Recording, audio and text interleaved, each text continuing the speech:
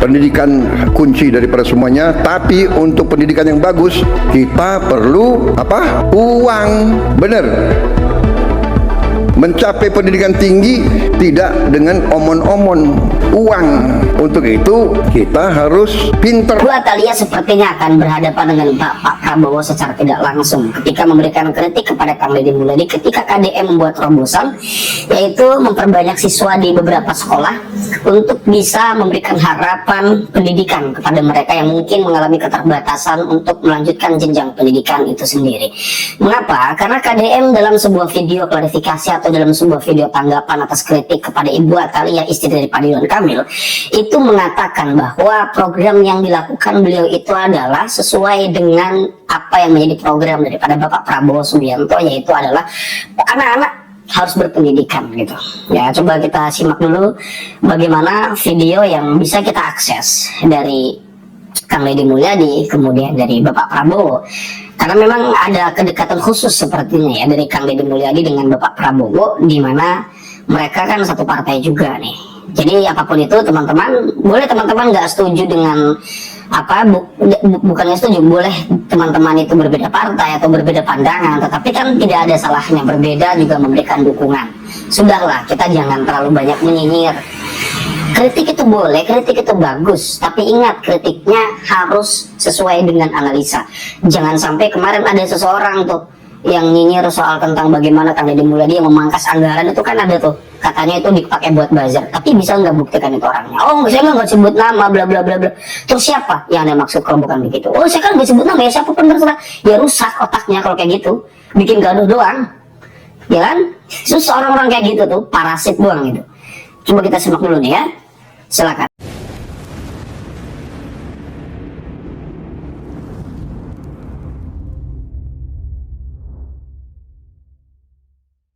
Tidak bisa juga Ibu sebagai Komisi Bidang Sosial memperbandingkan dengan sekolah rakyat yang kelasnya 25. Buat Ibu Atalia, saya mengucapkan terima kasih atas kritiknya dan merasa prihatin atas ruang kelas di Jawa Barat yang diisi oleh 43 sampai 50 orang siswa. Dan tidak semuanya, Bu, hanya 38 sekolah yang merekrut 43 sampai 50 siswa. Dan itu pun kami lakukan terpaksa dibanding mereka tidak sekolah. Mereka tinggal rumahnya dekat sekolah. Jadi kalau dia harus bergeser ke tempat lain yang jauh, bisa jadi mereka putus sekolah. Tidak bisa juga Ibu sebagai Komisi Bidang Sosial memperbandingkan dengan sekolah rakyat yang kelasnya 25.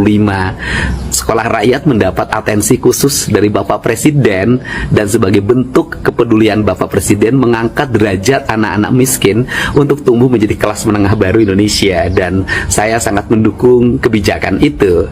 Tetapi kita harus menampung jumlah siswa hampir 800.000, dan yang terserap oleh sekolah pemerintah juga tidak semuanya, hanya 40% dari total siswa yang dihasilkan. Dan kemudian kenapa ini terjadi? Ini terjadi karena di Provinsi Jawa Barat sejak tahun 2020 sampai saat ini membangun sekolah barunya sangat sedikit. Boleh, Bu, saya sampaikan data pembangunan SMA dan SMK yang menjadi kewenangan Provinsi Jawa Barat sejak tahun 2020. Tahun 2020, Provinsi Jawa Barat tidak membangun satupun unit sekolah baru SMA dan SMK. Tahun 2021 hanya membangun unit sekolah baru SMA sebanyak 2 unit. Tahun 2022 hanya membangun 1 unit. Tahun 2023 membangun 6 unit, yaitu 1 SMA, 3 SMK, dan 2 SLB. Tahun 2024 membangun 5 unit, 1 SLB, 3 SMA, dan 1 SMK. Nah, tahun 2025 membangun 15 unit, 11 SMK, 2 SLB, dan 2 SMK. Insya Allah, Bu, tahun depan saya akan membangun 50 unit agar anak-anak di Jawa Barat bisa sekolah dengan baik. Untuk itu, saya ucapkan terima kasih atas perhatian Ibu yang begitu peduli terhadap dunia pendidikan di Jawa Barat. Salam hormat buat Pak RK. Semoga Bapak dan Ibu sehat dan bahagia selalu.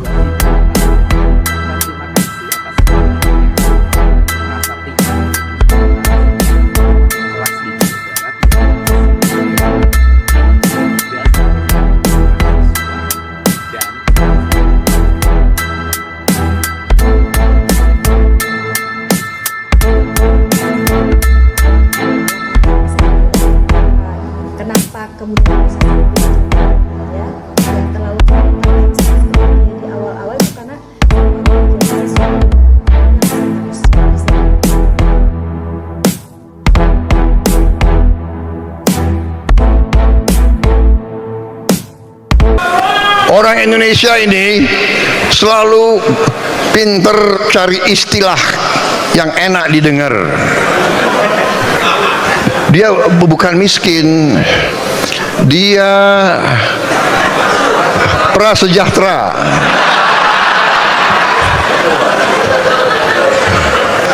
Dia sebetulnya adalah berharap meningkat ke kelas menengah, aspiring middle class, itu istilahnya, itu istilah ilmiahnya, itu aspiring middle class. Dia aspire, dia berharap ke tingkat menengah. Apa artinya kalau dia berharap ke tingkat menengah? Berarti dia belum ke tingkat menengah, kan? Berarti ya dia miskin.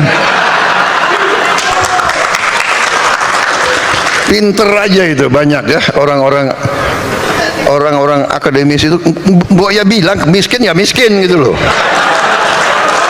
Saya tidak mau jadi pemimpin ya kan, di mana tidak mampu membantu dan melindungi orang yang paling lemah. Kalau yang kuat nggak usah dibantulah, ya kan? Orang kuat kayak Pak Luhut ya nggak usah dibantu orang kuat. Beliau dikirim kemana aja tahan banting. Tapi yang jadi saudara-saudara ini, jadi saya satu hal yang saya dapat hari ini antara lain Satgas PHK. Tolong Menko, ya. Ada Menteri Tenaga Kerja di sini, ya, tolong ya. Dan tadi kenapa saya minta Menteri Sosial juga tampil untuk yakinkan saudara, kita ini sudah benar-benar, kalau kita buka sekarang mungkin di seluruh Indonesia, di seluruh dunia, we are the real welfare state. Kita salah satu welfare state yang mungkin paling kuat di dunia.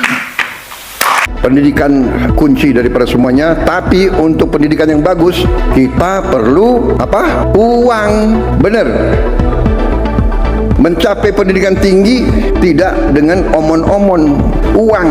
Untuk itu kita harus pinter mengelola uang, pinter, pandai, cerdas, handal, hemat, ya kan? Bagaimana pepatah ajaran orang tua kita? Hemat pangkal kaya. Nggak ada boros bisa kaya, nggak ada bocor bisa kaya, nggak ada negara yang korupsi gila-gilaan bisa kaya. Tidak ada. Korupsi menuju negara hancur. Ya, sekarang ini ada fenomena ngibarin bendera merah putih bareng sama bendera One Piece. Tuh, gimana menurut Mama? Oh, tentang bendera One Piece? Saya kecewa lah, Mang Iwan. Iya, bingung saya juga. Hari Mamang kecewa kenapa coba? Ya, saya kecewa. Kenapa sih harus ada bendera One Piece? Kenapa nggak bendera Doraemon aja gitu?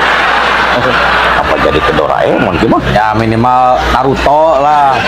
Nah, biar sesuai. Kalau negara kita itu negara Konoha. Negara Konoha. Kalau kata Mamang, ada nggak yang ngambil keuntungan dari fenomena ini, Bang? Pasti, atau ada yang diuntungkan, Mang Iwan. Ya apa tuh kalau menurut Mamang? Tukang sablon sama tukang bendera. Jadi tukang bendera. Ya biasanya kan kalau 17-an cuma dapat order sablon atau order bendera atau ngejual bendera. Sekarang makan dapat order lain gitu, tambahan ngejual bendera One Piece. Apalagi kalau pakai bendera yang lain, bendera Doraemon atau bendera apa itu Naruto, keuntungannya lebih berlipat, Priwat. Emang bukan mau nanya itu, dari unsur politisnya, Mang, gitu maksudnya. Aduh, kalau untuk urusan politisnya mah saya belum paham, Mang Iwan, terus terang aja. Cuman ya itu, saya kecewa. Nah, Mamang kecewanya kenapa? Tadi kan saya udah bilang, kenapa bukan bendera Doraemon aja? Itu nih, ada berita satu lagi. Apalagi? Bu Atalia, anggota DPR, mengkritik soal 50 orang murid di satu kelas, katanya sumpah tidak manusiawi. Oh iya, berarti Ibu Atalia itu orang baik, Mang Iwan. Dia tidak tega melihat siswa itu himpit-himpitan, pengap di ruangan yang cuma satu kelas 50 orang. Orang baik, Mang Iwan, berarti.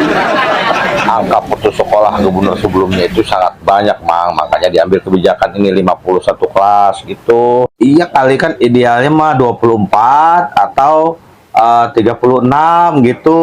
Ya kalau yang udah terlanjur 50 supaya jadi 36 terus sisanya mau dikemanain, Mang? Kan nanti ditabung sama Ibu Atalia. Kan dia orang baik. Bisa aja.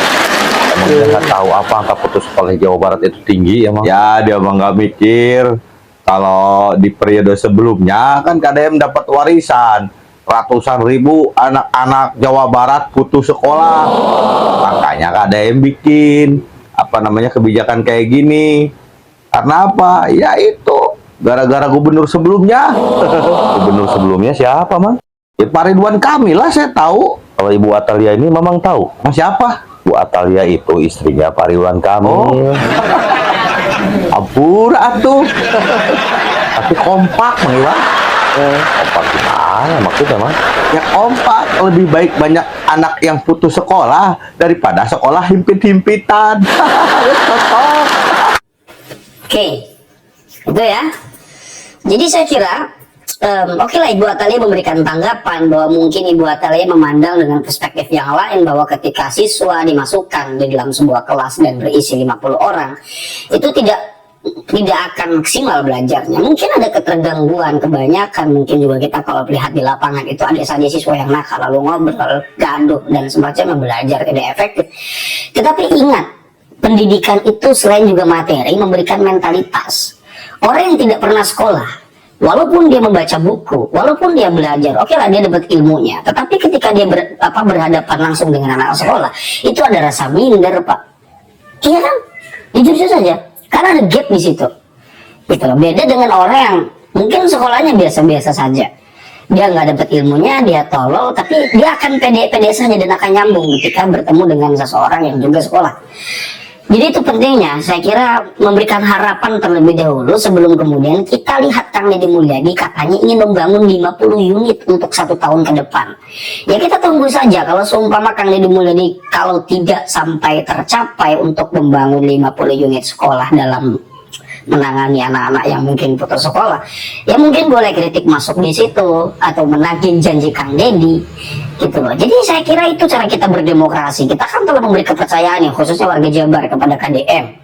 Apa yang telah menjadi program dari Kang Deddy Mulyadi, apa yang telah menjadi visi dan misi dari Kang Deddy Mulyadi harusnya didukung semuanya terlebih dahulu, diawasi. Tugas oposisi, kalau kita bicara perspektif dalam oposisi nih ya, di dalam negara demokrasi memang mesti ada oposisi untuk kontrol agar supaya tidak terjadi apa yang disebut hierarki, apa yang disebut sebagai apa namanya tirani lah, apa yang disebut sebagai apa itu, ya itulah pokoknya otoriter ya.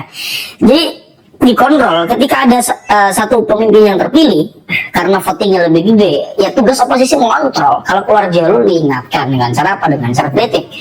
Tapi kita harus bedakan juga, masyarakat harus cerdas, jangan semua kritik, semua nyinyiran dianggap kritik gitu. Orang ngebeo dianggap kritik, enggak. Ya ada orang itu suka ngebeo, ngomong yang nggak jelas, ke sana ke sini, sok akademis gitu kan, bahasa tembelaknya keluar semua. Tapi apa yang diucapkan itu tidak sesuai dengan apa yang sebenarnya, tidak sesuai dengan apa yang berada di lapangan, tidak sesuai dengan fakta, data dan angka. Ini yang harus dibenahi nih. Kritik itu boleh, karena kemarin saya melihat kritik dari seseorang itu lah, tidak perlu saya sebut nama ya. Ya gitu, sok akademis gitu, sampai diundang podcast itu makin tengil ya. Jadi ya nggak boleh kan menyatakan ketidaksukaan, ada tendensius karena itu juga disebabkan karena kalau seumpama bisa membuktikan, saya kasih jempol. Kalau seumpama saya kan nggak sebut nama, terus siapa kalau bukan KDM? Dia juga nggak bisa membuktikan siapa kok, karena udah nggak berani, tengil, gayanya doang, sok akademis.